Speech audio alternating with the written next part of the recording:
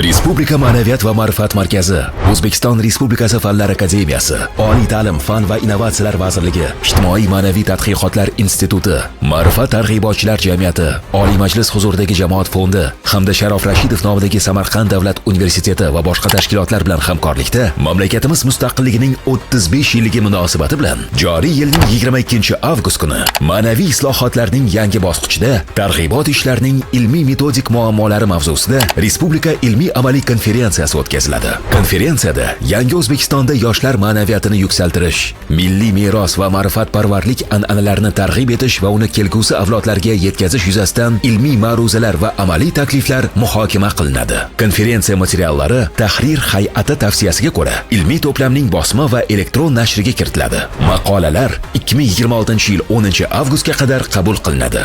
Manzil Sharof Rashidov nomidagi Samarqand davlat universiteti, Samarqand shahri, Universitet xiyoboni 15. Murojaat uchun telefonlar 99 377 94 45 71 207 57 00.